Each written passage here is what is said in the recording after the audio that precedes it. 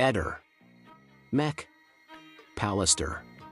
L'orologio rosa fermo alle 9:17 potrebbe essere l'indizio determinante per collocare con esattezza la morte di Liliana. La procura non si è mossa molto, però la difesa propone un esame che potrebbe fare chiarezza su questo aspetto. Orologio rosa fermo alle 9:17.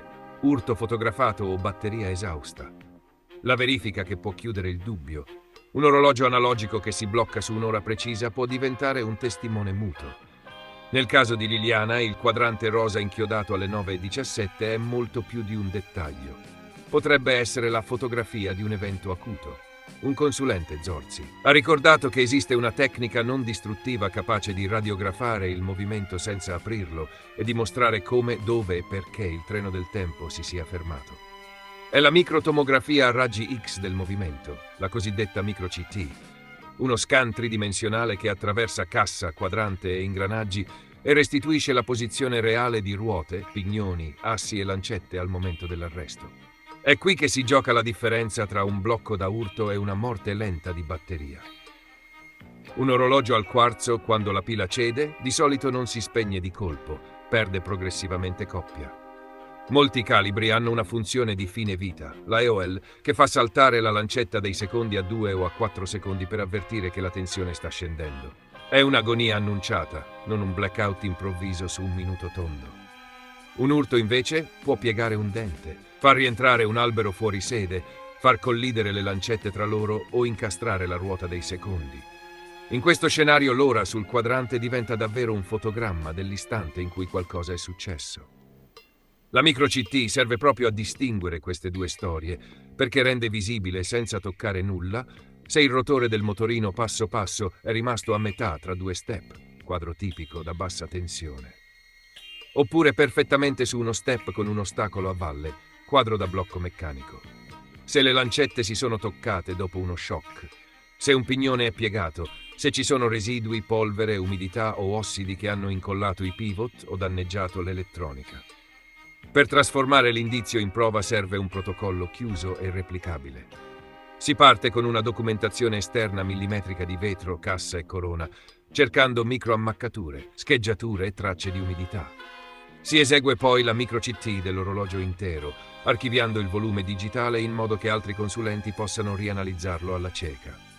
Si identifica il calibro montato e si verifica se prevede la EOL, raccogliendo eventuali osservazioni pregresse su salti anomali della lancetta dei secondi. Si testa la pila a banco, a vuoto e sotto carico. Una cella davvero esausta crolla sotto soglia appena sollecitata. Se invece regge o se il movimento riparte con una pila campione, l'ipotesi fine batteria perde peso. Se autorizzato, si fa una prova funzionale controllata. Si alimenta il movimento con cella nuova e si osserva se il treno gira libero o se si reimpunta proprio nella geometria di 9:17, segno che l'ostacolo è meccanico e non elettrico. Si esclude poi una magnetizzazione anomala e si cercano eventuali particelle ferrose responsabili di impuntamenti. Tutto confluisce in un albero decisionale semplice. Urto sì o no, EOL osservata sì o no, ripartenza con cella nuova sì o no, collisione tra lancette sì o no. L'interpretazione è binaria. Se il quadro è da batteria, il rotore risulta fermo tra due step. Il treno è libero, non si vedono deformazioni, la pila cade sotto carico e magari qualcuno ha osservato i salti EOL. In questo caso l'orario congelato perde dignità forense e diventa un dettaglio narrativo. Se il quadro è da urto o da blocco meccanico, il rotore è su uno step valido, ma a valle c'è un impedimento oggettivo. Oppure le lancette hanno effettivamente colliso. La pila mostra valori congrui o il movimento riparte appena rimosso l'ostacolo. Qui le 9:17 acquistano un peso ricostruttivo concreto e possono essere incrociate con celle telefoniche, telecamere, spostamenti veicolari, cronologie digitali e testimonianze. Le obiezioni classiche si superano con i dati. Anche la batteria può fermarsi di colpo. Possibile, ma raro, senza segni di EOL e senza collasso sotto carico, e la micro-CT mostrerebbe comunque un treno libero. L'acqua ferma tutto, vero, ma lascia impronte leggibili dalla condensa agli ossidi. Se lo apri lo alteri. Per questo si parte da un esame non distruttivo e solo dopo si valuta se smontare.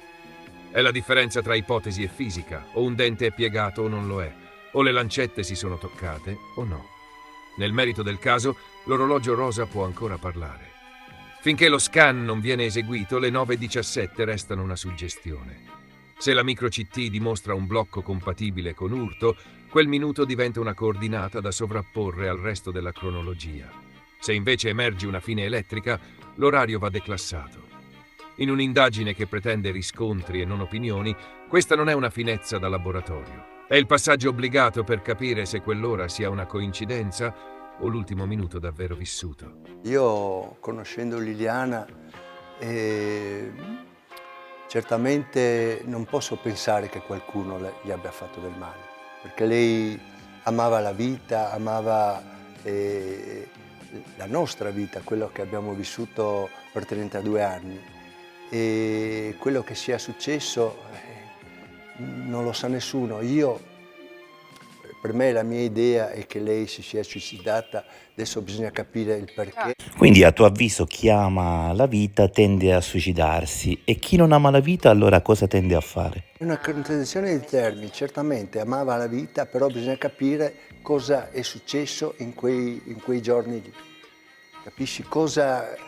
Cioè io sentendo questo signore, per carità, Quindi secondo te Sterpin l'avrebbe spinta a togliersi la vita? non voglio usare questo termine, però dentro di me, nel mio cuore, qualcosa è successo. Vorrei io tanto sapere quella telefonata di 16 minuti fatta il giorno 13, cioè lei ha fatto col contapassi 54 metri erotti per la casa, era sconvolta, cosa è successo?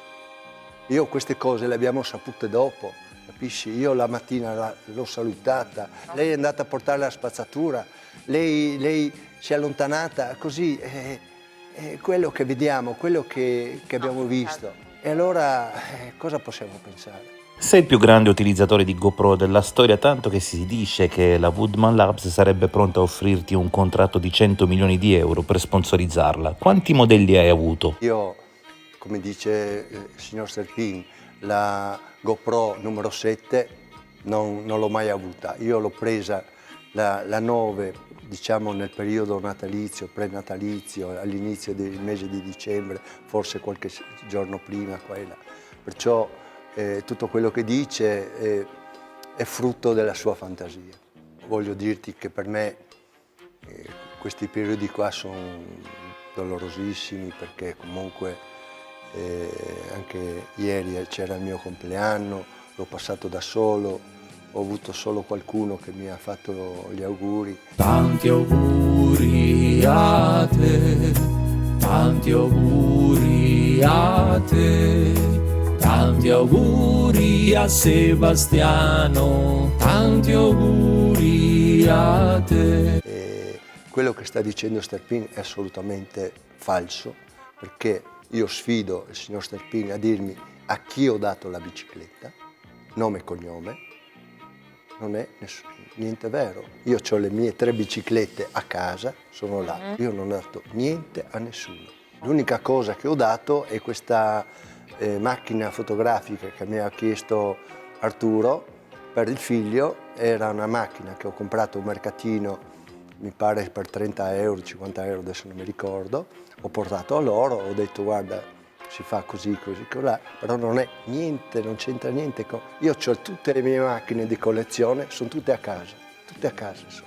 Quindi quella che hai regalato non era la macchina di Liliana, e cos'era? Una digitale, così un po' così per imparare a fare le foto, tutto qua.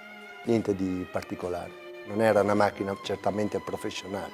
E gliel'hai regalata? Certo che l'ho regalata. Ho comprato un mercatino, non posso star lì a difendermi ogni volta. Dai. Il signor Sterpin a un certo punto decide di dire qualcosa, lui dice Sebastiano deve difendersi. Ma per favore, dai. Ciao amore mio, ciao amore mio. Ma Sebastiano questi cappelli li compri a prezzo intero o scontati? Che insinuazioni, che cose che mi sta dicendo. Ti sei opposto alla richiesta di archiviazione e non si sa perché, dal momento che non credevi assolutamente nell'omicidio. Ora ti sei fissato col suicidio definitivamente, ma perché? Perché dico questo del suicidio?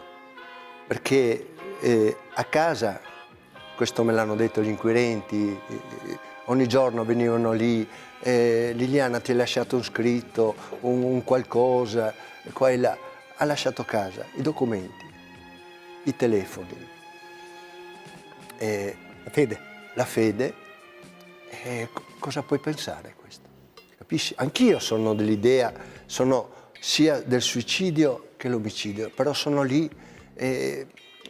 un po' di qua, un po' di là, non c'è niente che dimostra la cosa diversa. Tanti auguri a te, tanti auguri a te, tanti auguri a Sebastiano, tanti auguri a te. Siamo arrivati a quei livelli in cui si dubita di questo, che qualcuno li abbia portato in... Dove sono le chiavi che sono sparite? Chi le ha prese queste chiavi? Sono tante cose, non faccio nomi e cognomi. No. Io ti spiego gli ultimi 3 giorni di Liliana. Il sabato eravamo a San Lorenzo, che era la presentazione di un libro, e poi eravamo stati a pranzo con gli amici. Belli, felici, tutti contenti. La domenica, il giorno dopo, siamo stati a Grado in bicicletta a fare i nostri giri qua e là.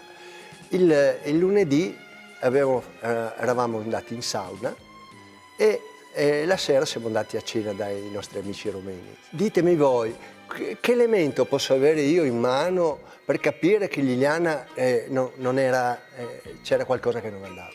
Io sono sereno, tranquillo, ho un'accusa infamante di essere l'assassino di mia moglie. Io ti dico, non ho niente a che fare con quello che è successo a Liliana. E io voglio capire con che elementi un giorno verrò rinviato a giudizio. Beh, se vedi il mio video di ieri sulla mattina tra le 9 e le 11 già ne trovi parecchi. Sono curioso di capire da dove potrei essere, capisci? Io comunque i miei consulenti, i miei avvocati, le cose, medico-legali qua e là, ringrazio lei che mi è vicina, che mi sta seguendo e un po' tutti, sono qua, tranquillo. Volevo ringraziare Ross, che è una bambina di 6 anni, che con il papà dal Belgio sono venuti a casa mia a salutarmi e a darmi la mano. Questa GoPro è stata a disposizione della procura per mesi. Hanno scaricato tutti i file che c'erano dentro. Quando hanno finito di copiare e tirare via tutte le cose che c'erano qua dentro, i video, le foto che facevo, mi è stata restituita. E il 23 giugno del 2003, sono 2 anni, sono passati oltre 2 anni da quando è scomparsa Liliana. Cioè io sarò padrone di fare quello che voglio. Non ho tolto nessuna immagine perché la GoPro dentro ha delle memorie, vedi che questa è la memoria della GoPro. E qua dentro, quando io ho finito di fare tutte le mie cose, metto questa qua dentro e tacco il computer, scarico nei miei hard disk. Questo è un passaggio fondamentale perché, come mi ha confermato la stessa difesa ufficiale informatica della famiglia Resinovic, è impossibile modificare i file, i metadati della GoPro, ma in questo caso abbiamo una cosa diversa, cioè Sebastiano non ha trasportato i file della GoPro nel cellulare, ma come dice in questo momento a porta, lui ha trasportato i file originali, quindi con tutte le impronte, nel computer. Se a quel punto avesse modificato delle date nel computer, il cellulare avrebbe ricevuto i nuovi file con le date, per cui ci sarebbe stata una situazione non gestibile, non identificabile da parte di chi ha fatto le indagini. Questo naturalmente non vuol dire che quei dati non sono del 14, sono del 14 e questo è fondamentale per il discorso delle fibre gialle. È però possibile che all'interno di quei video ci sia qualche segmento non del 14. Non lo so io da dove viene fuori questa teoria. Ripetiamo alcuni punti per chiarezza. La GoPro di per sé non ha un dispositivo in grado di salvare i video, per questo si inserisce la memory card. Ha tuttavia una flash memoria, come tanti altri dispositivi, in cui vengono salvati i preset e ad esempio l'orario. Questi preset possono essere interessanti perché se ci fosse una variazione del settaggio proprio in corrispondenza del 14 avremmo l'idea che qualcuno stava cercando di fare qualcosa.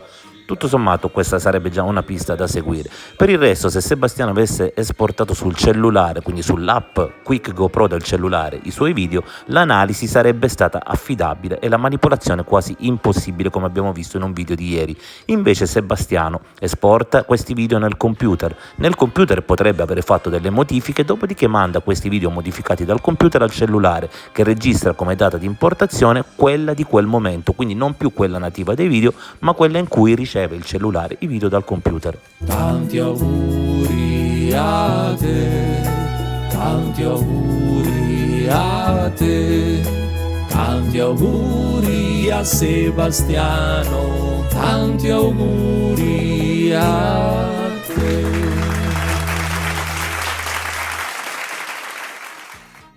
Ehi, non dimenticare di iscriverti a questo canale.